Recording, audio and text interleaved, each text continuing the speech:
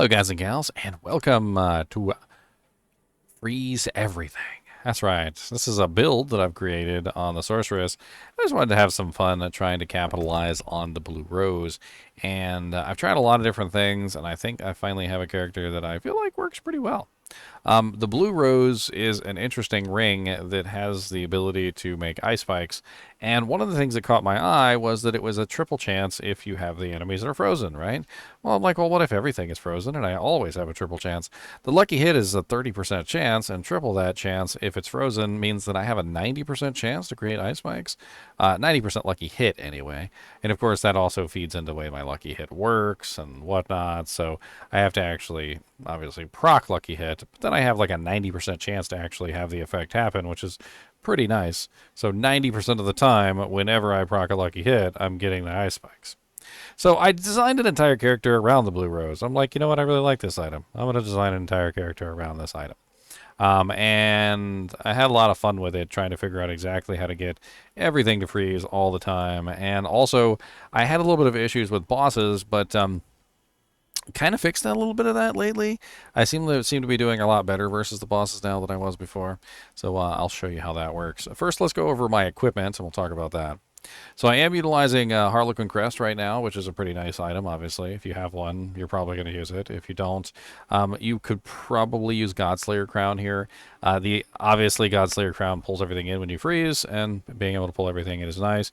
Honestly, though, you don't really necessarily need to pull everything in with this build, because everything's frozen. And, well, it just doesn't move. On top of that, I'm also using Snow Guard's aspect, which gives me the 25% damage reduction when standing inside my own blizzard, and that is very, very nice for this particular build and helps make it a very tanky build. I'm also using the Ice Shards Pierce 4 times, dealing 23% less damage per subsequent hit, which is pretty nice for this build, and I'll show you why, even though I don't even have Ice Shards on my bar. I'm also utilizing the Ice Heart Rise in this build to get even more frozen effects, and it works surprisingly well. We have the Warlord's Shared Misery. This helps me get all my freezing effects to share with all the other monsters. So anytime I freeze a monster, I can make sure that that effect is being shared with other monsters so that they in turn are also frozen. I'm also utilizing the Glacial aspect, which gives me the ice spikes from the blizzard and increases the ice spike damage by 15 times percent to frozen enemies, which of course all the monsters are frozen basically all the time.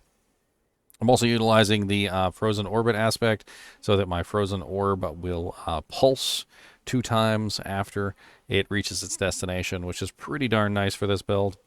Talros's Iridescent Loop for the multipliers. I am utilizing a Teleport, which gives me 1 element, and Flame Shield, which gives me the other element, so I am able to do 3 elements on this character, so I'm getting 15, 15, and 15, so 45% times.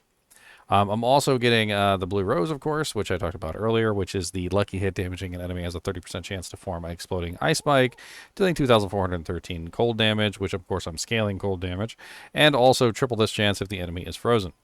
And then finally, I'm utilizing the Necklace of Control, which is a 53% increase to any monster that is frozen, right? So very, very nice. All in all, pretty decent little build here.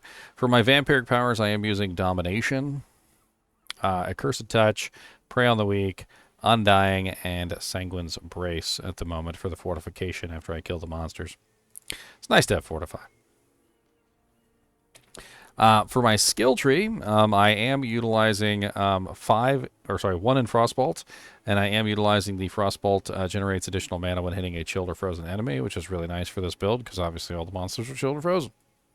I have 5 in Frozen Orb, and I am utilizing the Frozen Orb Explosion restores 5 mana when hitting a frozen enemy, which is really nice for this build.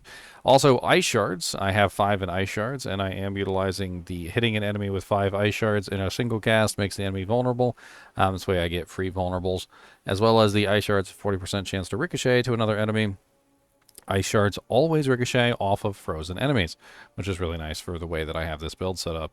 1 in Devastation and 2 in Elemental Dominus. I couldn't spare the extra point. I am utilizing Ice Armor. With the damage against vulnerable enemies contributes 50% more to Ice Armor's barrier, as well as Frost Nova. With the Frost Nova generates 4 enemy mana per enemy hit. However, I am not actually putting Frost Nova on my bar. I am putting 3 points into glass cannon, but this is negotiable, and you can totally take these out and put these somewhere else if you want to. Really kind of depends. I think on the build guide, I actually do not have them in glass cannon. No, I do. Okay. But if you want to take these out and put them somewhere else to be a little bit more survivable, you totally can. Next is the align the elements and protection. So I have 2 in protection so that every single time I use a cooldown, I'm getting a nice little barrier, which does help with my survivability a bit.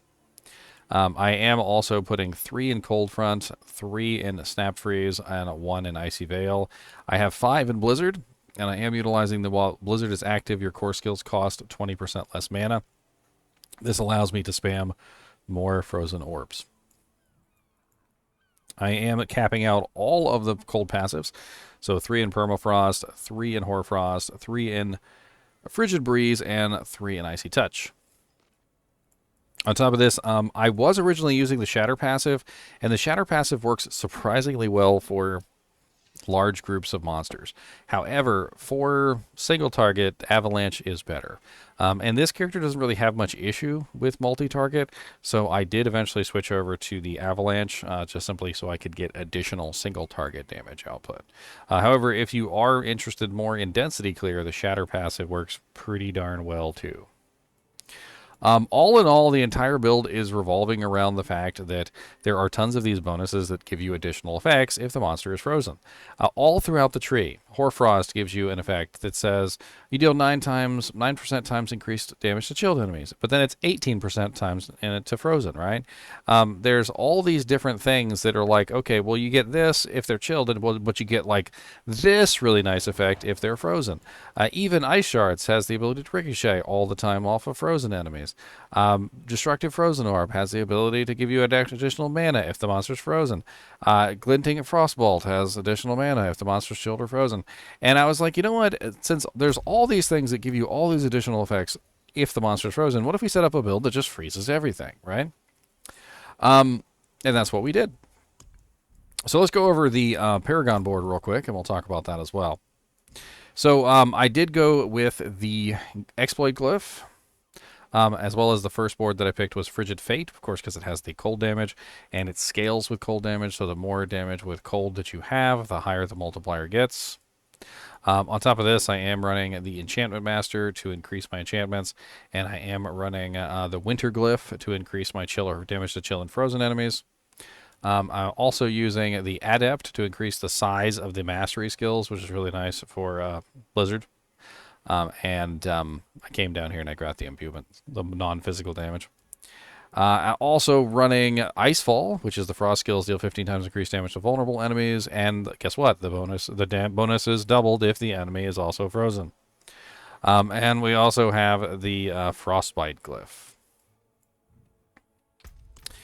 Now let's take this character into a dungeon and let's see how she plays, shall we?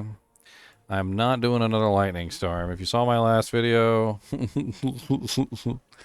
I did a build video on the Rogue. I think it should come out before this one, but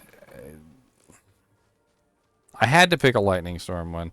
I died 4 times in that dungeon, and all 4 times were due to lightning storm. All 4 times. I suck at paying attention. That's what I suck at. Now, this character doesn't really have much trouble with even like a tier 100, and it really has to do with the fact that she's almost completely immune to damage because of how far back she is. Of course, I'll probably end up dying in here anyway, just because. But let's go ahead and jump in here, and I'll kind of show you how this character rolls. I'm actually kind of surprised with the way this character actually plays. And before I actually get into it, let me kind of explain. So in Diablo 4, the camera's so zoomed in, and all the characters are just kind of like designed around these close-range battles, and none of the characters really feel like casters so much, like this one does. But this character really does feel like a caster type. So how this character works is you basically just... What it even got me? What the... I backed away, and he still managed to kill me anyway. What's the range on that ability? So anyway, what you do is you cast your blizzard at the edge of the steps, or the edge of the screen, essentially. and you fire your frozen orbs into that area. You don't even have to actually go into the zones. You just kind of fire your effects from outside. Camp out doorways like this, and you can pretty much just annihilate everything before the monsters ever even touch you, which is absolutely great. And whenever you get attacked, you can pretty much just back it out. The entire goal, of course, is to freeze everything, and if the monster's not frozen, well then, you're not doing something right. As you can clearly see, I have tons of ice spikes going on, tons of freezing effects. I've got the frozen orbs. Most of the time, the monsters can barely even make it to you, let alone actually hit you. Now, granted, if they hit you, and I will be perfectly honest, this character is not a very tanky character. If they get to you, and if they hit you, they're probably going to kill you. So don't let them get to you, and don't let them hit you. The entire goal of this character is to freeze everything. And if everything is frozen, well, it's not hitting you. This is just how it works. So you back away, you fire your blizzards, you fire your frozen orbs, you let everything pulse within this crazy area. And in doing so, you just get massive amounts of damage to everything that even attempts to get within range of you. It's one of the first characters, like I said, that really has truly kind of seemed like a caster type to me, because you really are a long-range bomber-style character. You fire your effects out into the courtyard, out into where you're going, and you just kind of ignore the existence of all the monsters. I mean, you don't even really have to go into the room, so to speak. You just fire your blizzards from outside the room. Let them chase you down. Put your blizzards on their path. Like, make them come to you. And in the process, what you'll notice is that it's absolutely silly. Because you cast your blizzards on the pathway. Utilize all choke points, by the way. As many choke points as you possibly can. You're going to cast all of your spells at these choke points. Gather the monsters into the choke points. And you're just going to absolutely annihilate everything that even comes into any of those choke points. This build would actually make an absolutely great support character because of the way that it functions. Sorry. One of the things I forgot to go over was the enchantment slots. So I'm utilizing... Of course you won't come attack me while I'm getting my enchantment slots. Oh, this is an ancient. Oh, okay. I don't know if she's going to be able to kill tier 94 ancients, but I guess we'll try. One of the ways that she does damage to single target monsters is she basically staggers them and then spams Blizzard on them repeatedly as fast as she possibly can, utilizing lots of the crowd control effects. Unfortunately, they were just a little bit too much for me. I'm not ready yet. Can't quite deal. Oof. I'm not ready yet. As you would think, though, with a character that freezes everything, when you come across a monster that is not capable of being frozen, it does cause a little bit of an issue. Now, you can stagger them really fast, but if they're one of those monsters that kind of gets up in your face, you know, like hyperactive, like attacker style characters, you might have a little bit of an issue actually getting yourself away from them so that you can actually, you know, perform the damage that you need to perform. It is an issue when it comes to basically monsters that are immune to crowd control effects. And I mean, you should expect it. As a character that's built almost entirely around a crowd control effect, if a monster is completely immune to crowd control effects, well, you're not getting any of those juicy frozen damage bonuses. Remember we talked earlier about having all these bonuses if the monster is frozen, right? Well, if the monster's not frozen, you got no bonuses. You're not getting any of that stuff. You're not getting any of the frozen bonuses whatsoever, which really kind of sucks for these builds. But that's just, like I said, that's just par for the course. Alright, let's go ahead and click on some of these bodies. Oh, look, we found the keep cape. Nice. I'd like to at least show you the boss on this one. So let's see if we can get to the boss. She does actually do surprisingly well versus bosses, but she does require a little bit of setup to get her damage rolling. And she also has to stagger the boss. So as we talked about earlier, with the frozen effects, and obviously certain monsters that are incapable of being frozen, you can't really get those damage bonuses. Well, when a boss is staggered, you do actually get those bonuses, which is nice. So that during that time frame, you do actually have the ability to dish out a large amount of damage during the staggering time. So basically how you set up the character for bosses is you actually focus on getting all of your damage set up in advance. Ah, gosh, dang it.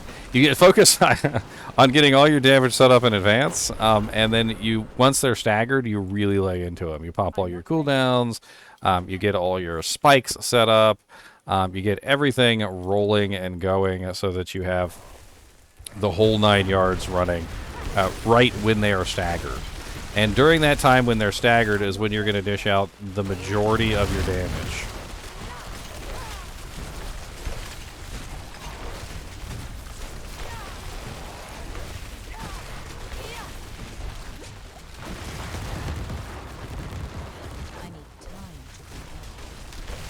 Of course, I died once like an idiot at the beginning.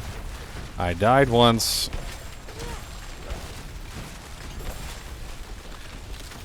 because I am an idiot. Look, okay? At least I admit it. It's a pretty impressive build, though. I mean, this is tier 94, and let me see if I can take on this.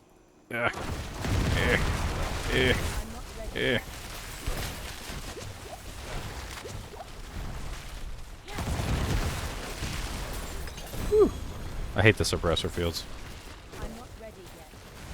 Oh, this is an animus one? Okay.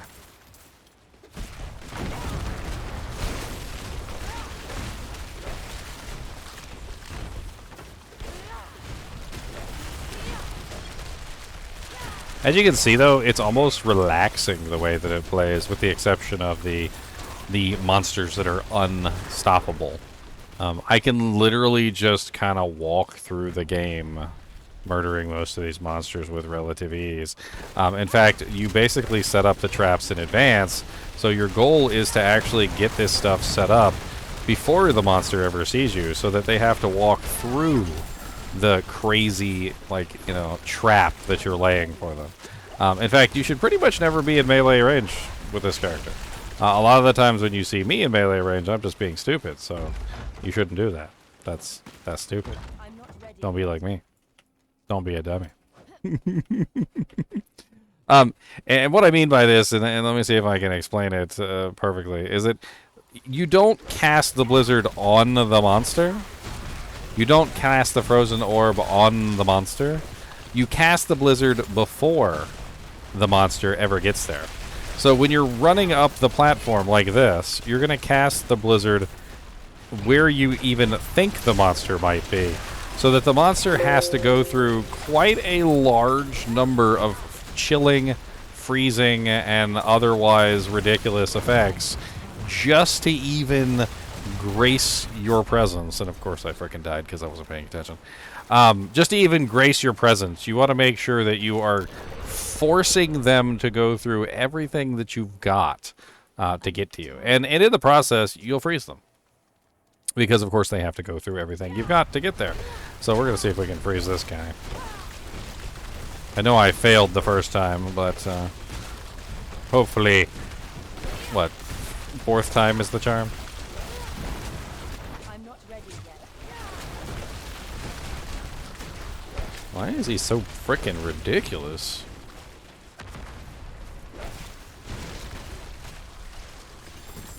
Yeah, die already. Ridiculoid. Oh, I got a Paragon point. I believe on this one there was a little node that I was interested in. A glorious little node. One that I didn't get a chance to put any points into. The Paragon board on the build thing is actually finished, by the way, but... Swing! I need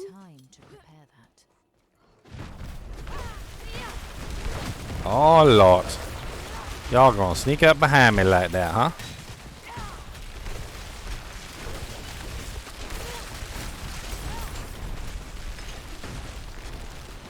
Yeah. Where's the rest of these Animus carriers? I really want to get to the boss and die to her. I tell you, I was not made for this game. For the pay attention 100% of the time game. In this game, if you look away for just a fraction of a second, just a tiny little bit of time, you look away, you're dead. And I tell you, man, I die because I look away more than any person. I don't even pay attention. I can't even pay attention for all that. That's a lot.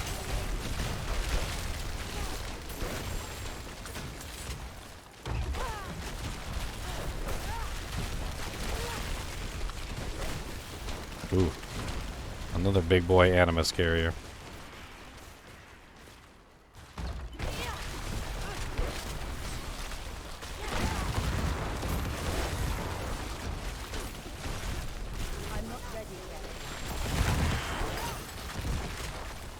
Let's get my cooldowns back up before we go take on Big Boy.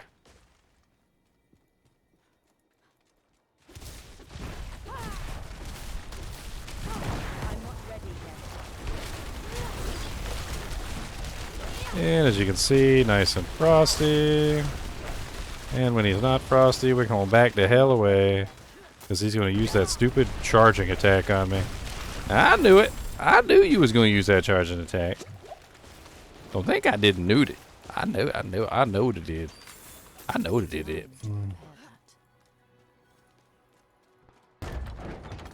Oh, here's another one. Oh, I didn't see him. Ah, well.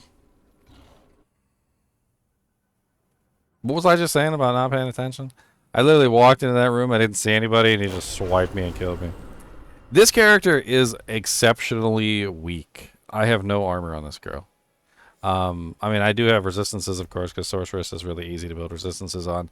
But in general, she's just not a very strong character. And I think that that needs to be highlighted here, because one of the things about this character that makes her so rather interesting is that unlike a lot of other characters that have to stack massive amounts of damage reduction and stack multiple ways of survival, armor up the wing wang to the point where literally they've got like, 12, 13, 14k armor.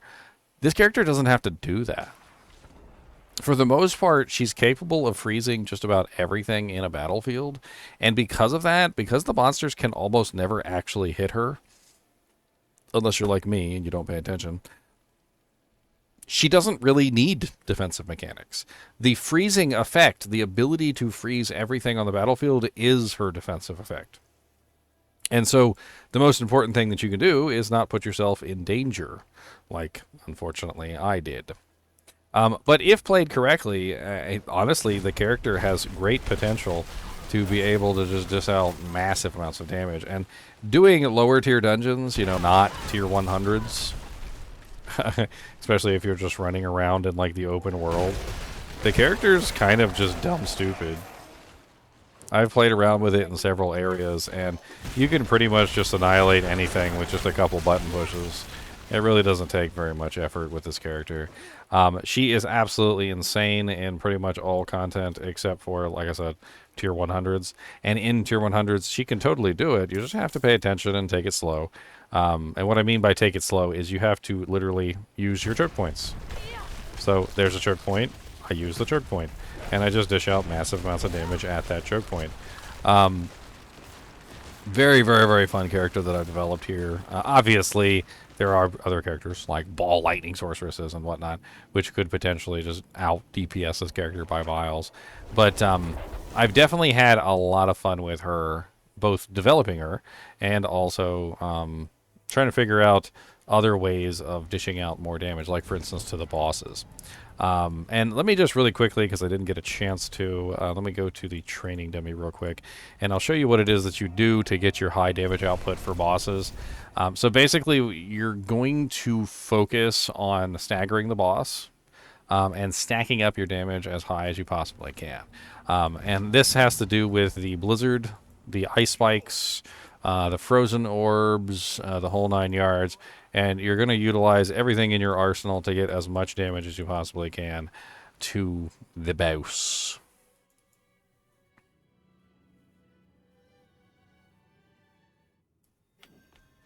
I'm not ready yet. So let's pull up the boss training dummy real quick. And basically what you're going to do is you're going to start off with your regular rotation. So you're going to put a blizzard underneath of their feet. You're going to attack with your main attack, which is Frostbolt.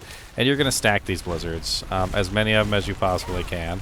And you're going to keep stacking as many blizzards as you can until eventually the boss is staggered. Notice how quickly the stagger bar goes up. And this is not even like the full potential of the way the character works. And then once you have the stagger bar, you're going to tap your ice armor, which is going to give you a really nice bonus to mana cost reduction.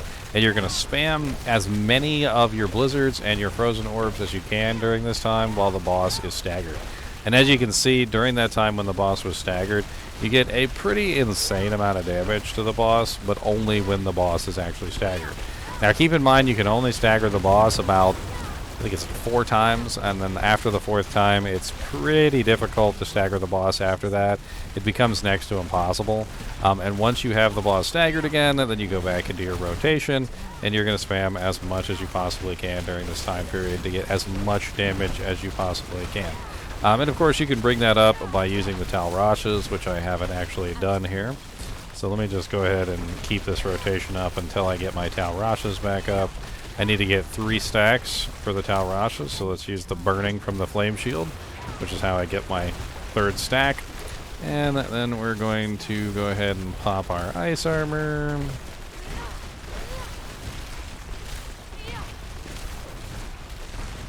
And we're going to hit our 3rd stagger here. There we go. And then we start spamming our abilities again. And as you can see, some pretty good damage output. Multiple hits. Not a lot of really big single hits, but tons and tons of little tiny hits. 30Ks, 40Ks, 120Ks, 150Ks. Overpower hits every now and then. Just tons and tons of damage coming from the blizzards, the spikes, the frozen orbs, and everything that's going on all at once. I mean, there's tons of little hits that are just happening constantly, right?